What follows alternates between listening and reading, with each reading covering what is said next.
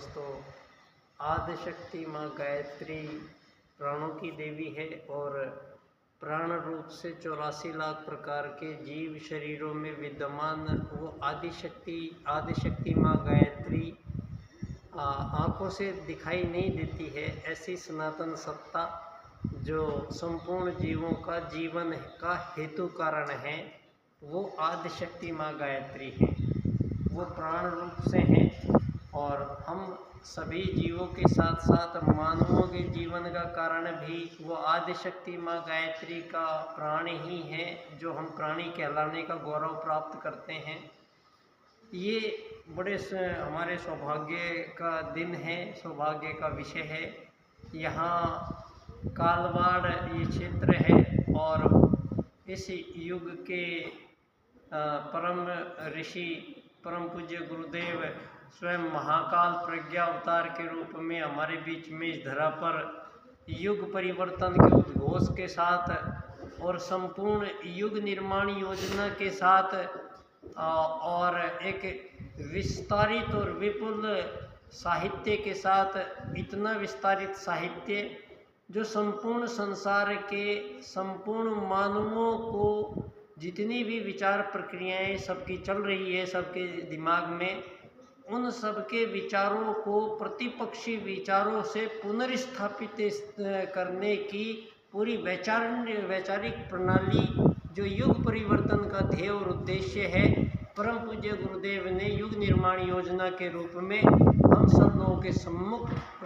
रख दी है। उसी युग निर्माण योजना के अंतर्गत यहाँ कुछ दृश्य और कुछ अदृश्य कार्य अभी तक हम सब लोगों के सामने आए हैं, जिनमें ये कालवाड़ क्षेत्र बड़ा ही तीर्थ क्षेत्र है। ये पावन क्षेत्र है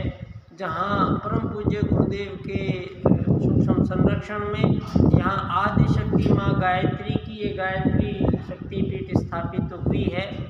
और स्वयं इस स्थान से यहाँ पास में ही पंडित दीनदयाल उपाध्याय जी की जन्मस्थली धानक्या स्टेशन जयपुर पास में ही है। तो यहाँ इन दो महाविभूतियों के ये जो बीच एक ऐसा कनेक्शन जो संभवतः सभी की विचार में अभी तक आया नहीं, ज्ञान में आया नहीं। कुछ युग निर्माण योजना के अंतर्गत एक बहुत ही महत्वपूर्ण कार्य यहाँ संपन्न हुआ है और ये कार्य के साक्षी ये दो स्थल बनेंगे जिनमें परम पूज्य गुरुदेव का ये गायत्री शक्तिपीठ इस युग में युग परिवर्तन के निमित्त विशेष कार्य भूमिका में नजर आएगी। यहाँ परम पूज्य गुरुदेव के सूक्ष्म संरक्षण में दोस्तों पंडित दीनदयाल उपाध्याय जी जो परम पूज्य गुरुदेव के प्रथम शिष्य थे, पंडित दीनदयाल उपाध्याय जी और गुरु जी का अक्सर मिलन होता रहा है और उनका एक चित्र मैंने आप लोगों को प्रस्तुत किया है। जब वो उस समय का चित्र है जिस समय पंडित दीनदयाल उपाध्याय जी विश्व राजनीति के पुनर्निर्धारण के परम पूज्य गुरुदेव के आदेश के अनुसार बम्बई अधिवेशन में समस्त विश्व के सम्मुख 4 राजनीतिक सूत्रों को व्याख्यायित करते हैं, जिनमें सारे संसार के मनुष्यों के बीच जितने भी विभेद और विभाजन पिछले 2500 वर्षों में हुए हैं, उन संपूर्ण विभेदों और विभाजनों को निरस्त करते हुए पंडित दीनदयाल उपाध्याय जी विश्व राजनीति को एकात्म मानववाद का राजनीतिक सूत्र प्रदान करते हैं और संपूर्ण मानवों को पुनः उस वेद सूत्रों की पुनर्स्थापना के रूप में प्रस्तुत करते हैं जो हमारे वेदों ने हमें प्रथम आगमन काल में ही आत्मवत सर्वभूतेषु और वसुधैव कुटुंबकम के 2 वैदिक सूत्रों के अनुसार ही सृष्टि के संपूर्ण जीवों को परम सत्ता परमात्मा ने इस धरती पर बुलाया है। सभी जीवों के लिए इन 2 सूत्रों के अनुसार ही सृष्टि आज तक विराजमान है, चलायमान है और सृष्टि में किन्हीं भी जीवों के मध्य अगर किसी भी प्रकार की कोई त्रुटि आई है तो वो केवल और केवल मानव जाति के बीच में आई है, जो दोनों ही वैदिक सूत्रों को पिछले 2500 वर्षों से मानवों के द्वारा छिन्न भिन्न किया गया है और दोनों सूत्रों को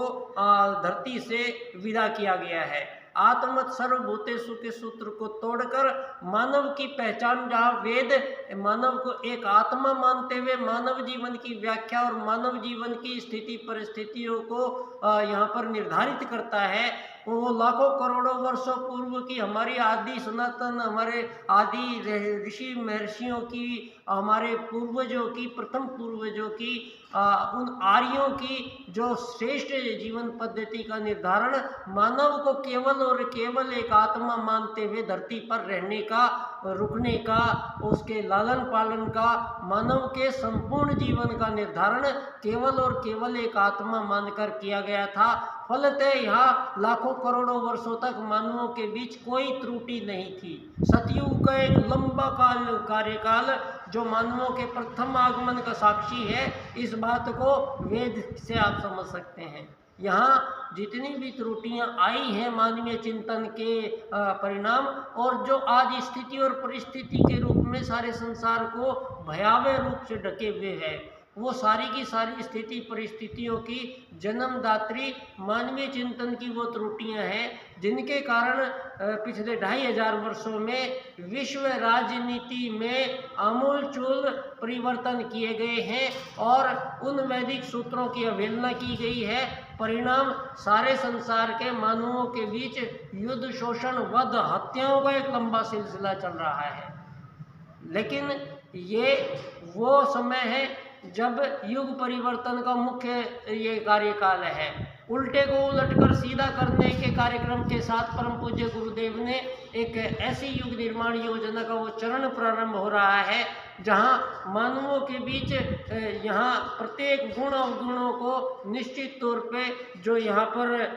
अमृत निकल रहा है, जो यहाँ समुद्र मंथन हो रहा है, उन समुद्र मंथन के परिणाम स्वरूप दुनिया की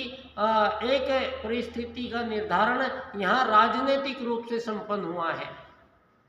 मैं उसी एक सूत्र की बात आप लोगों से चर्चा करने का मेरा सौभाग्य मुझे मिला है। पंडित दीनदयाल उपाध्याय जी के 4 राजनीतिक सूत्र हैं, जिनमें सारे विश्व की राजनीति को पुनर्निर्धारित करने की थ्योरी प्रस्तुत की गई है। ये 4 राजनीतिक सूत्र,